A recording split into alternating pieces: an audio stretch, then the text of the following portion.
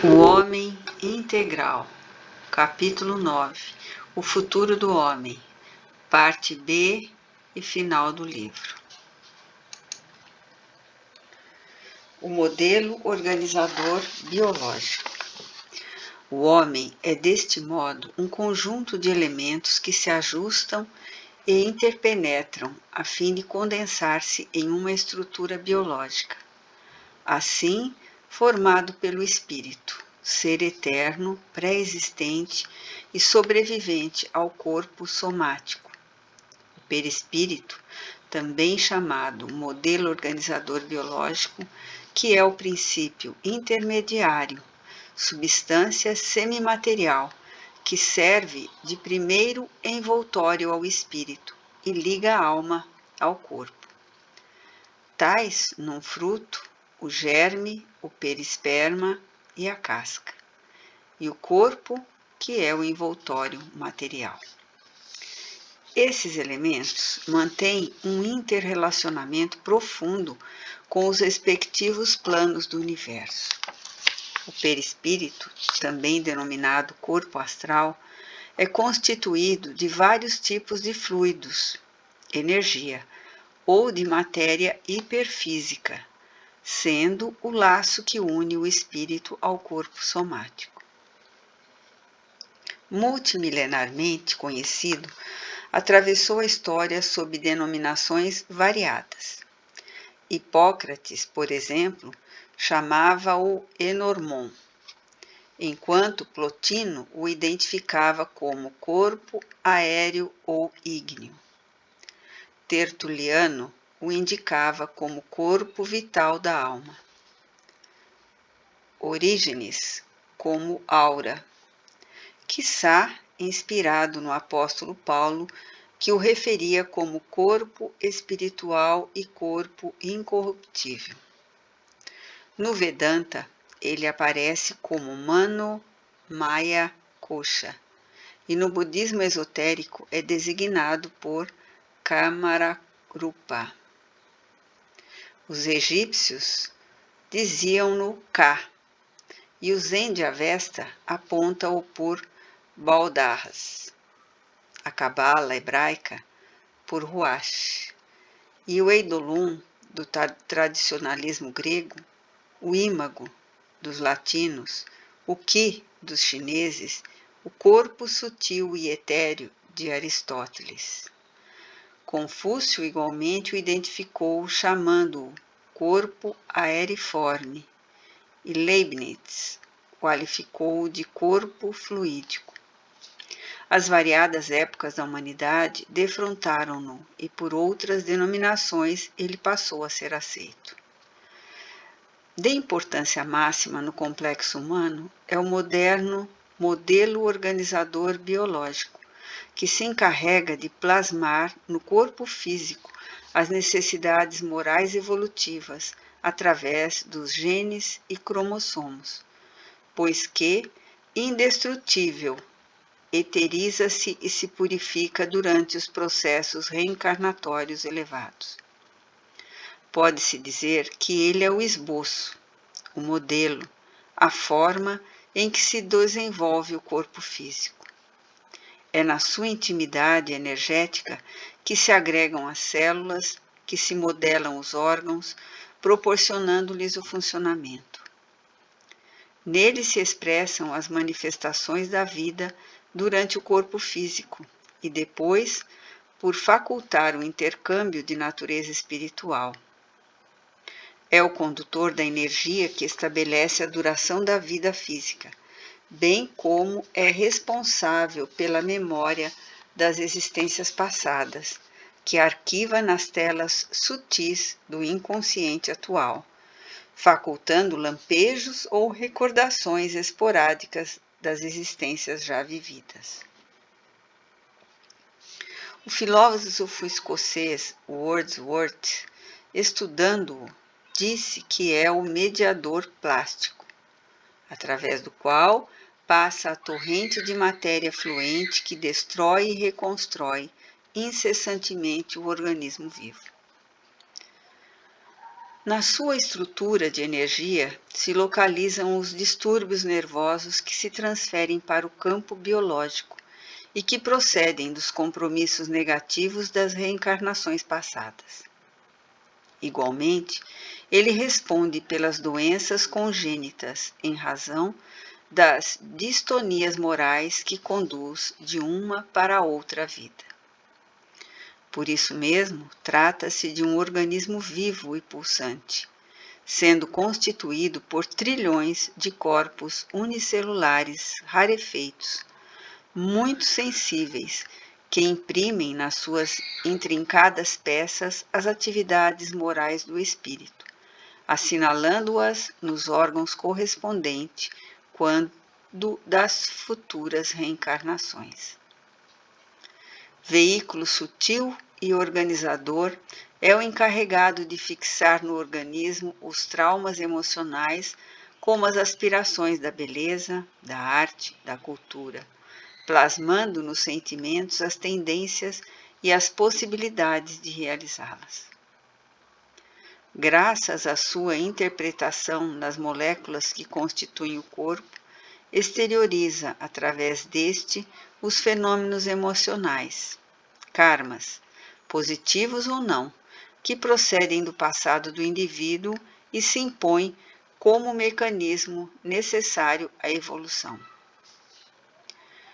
Comandado pelo espírito, mediante automatismos nas faixas menos evoluídas da vida, pode ser dirigido conscientemente, desde que se encontre liberado dos impositivos dos resgates dolorosos no processo da aprendizagem compulsória.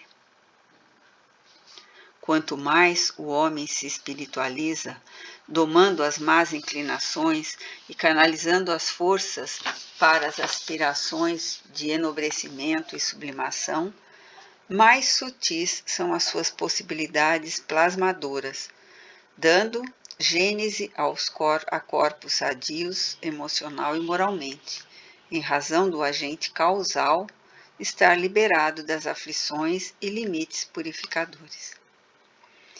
O amadurecimento psicológico proporciona ao indivíduo utilizar-se das aquisições morais, mentais e culturais para estimular-lhe os núcleos fomentadores de vida, alterando sempre para melhor a própria estrutura física e psíquica, pelo irradiar de energias saudáveis, reconstruindo o organismo e utilizando-o com sabedoria para fruir da paz e da alegria de viver. A reencarnação. Destituída de finalidade, seria a vida que se diluísse na tumba como efeito de fenômeno da morte. Diante de todas as transformações que se operam nos campos da realidade objetiva, como das alterações que se processam na área da energia, seria utópico pensar-se que a fatalidade do existir é o aniquilamento. Embora as disjunções moleculares e as modificações na forma, tudo se apresenta em contínuo vir a ser, num término desintegrar-se, reintegrando-se, que oferece à vida um sentido de eternidade, além e antes do tempo, conforme as limitadas dimensões que lhe conferimos. Nesse sentido, especificamente, o complexo humano apresenta-se através de faixas de movimentação instável, qual ocorre com o corpo. Em mecanismos de sutilização, o perispírito, e de aprimoramento quando se trata do espírito, este último, aliás, inquestionavelmente imortal. A aquisição da consciência é o resultado de um processo incessante, através do qual o psiquismo se agiganta, desde o sono, na força aglutinadora das moléculas, no mineral, a sensibilidade, no vegetal, ao instinto, no animal, e à inteligência, a razão no homem. Nessa jornada automática funcionam as inapeláveis leis da evolução em A Natureza de Fluentes da Criação. Chegando ao patamar humano, esse psiquismo de início rudimentarmente pensante atravessa inúmeras experiências pessoais que o tornam herdeiro de si mesmo, em um encadeamento de aprendizagens pelo mergulho no corpo e abandono dele, toda vez que se rompam os liames que retêm a individualidade. Este processo de renascimento, que os gregos denominavam de palingenésico, constitui um avançado sistema de crescimento intelecto-moral, fomentador da felicidade. Graças a ele, a existência humana se reveste de dignidade e de relevantes objetivos, que não podem ser interrompidos. Toda vez que surge um impedimento, que se opera um transtorno ou sucede uma aparente cessação, a oportunidade ressurge e o recomeço se estabelece, facultando ao aprendiz o crescimento que parecia terminado. Em face deste mecanismo, os fenômenos psicológicos apresentam-se em encadeamentos naturais e elucidam-se inumeráveis patologias psíquicas e físicas, distúrbios de comportamento, diferenças emocionais, intelectuais e variados acontecimentos nas áreas sociológica, econômica, antropológica, ética, etc. O processo da aquisição intelectual faz-se ao longo das experiências de aprendizagem, mediante as quais o eu consciente adiciona conteúdos culturais, ao mesmo tempo em que desenvolve as aptidões jacentes para as diversas categorias da técnica, da arte, da ética, num incessante aprimoramento de valores. A anterioridade do espírito ao corpo brinda-lhe maior soma de conhecimentos do que os apresentados pelos principiantes no desiderato físico. A genialidade de que uns indivíduos são portadores, em detrimento dos limites que se fazem presentes em outros seres do mesmo gene, demonstra que os psiquismos aí expressos diferem em capacidade e lucidez.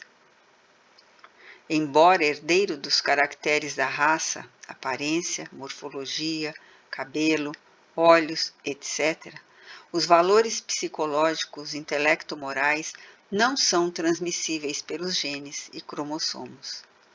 Antes, são atributos da individualidade eterna que transfere de uma para outra existência corporal o somatório de suas conquistas salutares ou perturbadoras.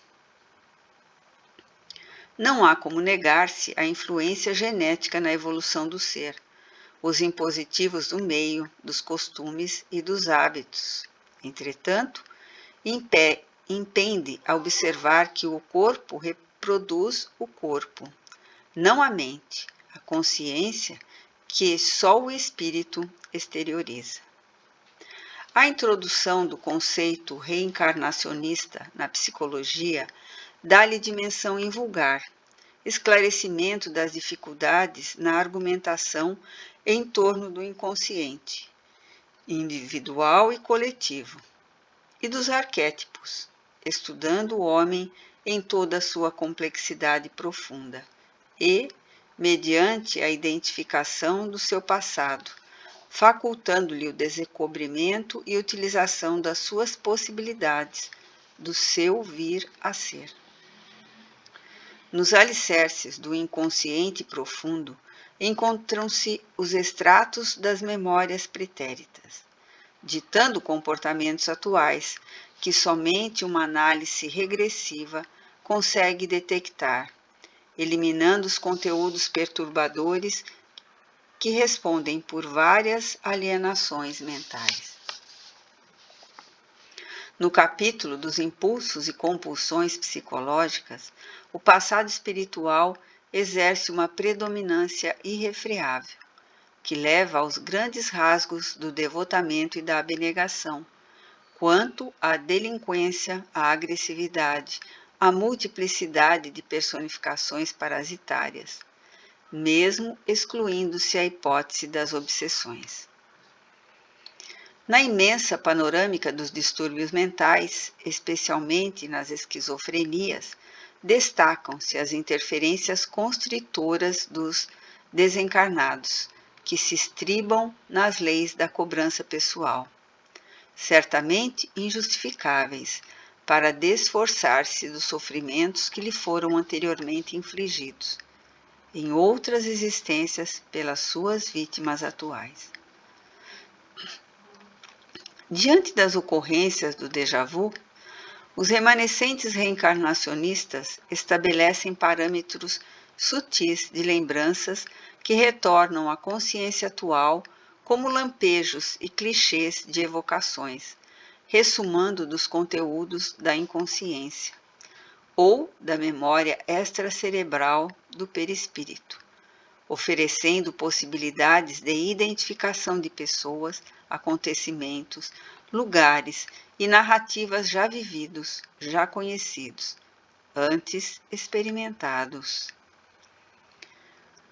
Desfilam, então, os fenômenos psicológicos das simpatias e das antipatias, dos amores alucinantes e dos ódios devoradores, que ressurgem dos arquivos da memória anterior ante o estímulo externo, de qualquer natureza, que os desencadeiam, tais: um encontro ou reencontro, uma associação de ideias, a atual revelando a passada, uma dissensão ou um diálogo. Qualquer elemento que constitua ponte de ligação entre o hoje e o ontem.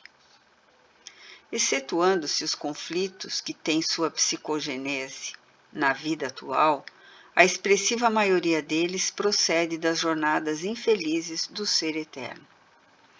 Herdeiro de si mesmo, que transfere as fobias, insatisfações, consciência de culpa, complexos, dramas pessoais de uma para outra reencarnação, através de automatismos psicológicos, responsáveis pelo equilíbrio das leis que governam a vida. Diante de tais acontecimentos, considerando-se os fenômenos místicos, as ocorrências paranormais, os êxtases naturais e os provocados, aos quais a psicologia organicista dava gêneses patológicas, nasceu, mais ou menos recentemente, a denominada quarta força em psicologia, sucedendo ou completando o behaviorismo, a psicanálise e a psicologia humanista, que é a escola transpessoal. Entretanto, já no começo do século, Buck, desejando enquadrar em uma só denominação estes e outros eventos psicológicos, cunhou o conceito de consciência cósmica, a fim de o situar em um só capítulo, tornando-se, de alguma forma, pioneiro na área da psicologia transpessoal, que abrange, entre outras, as percepções extrasensoriais, além da área da consciência.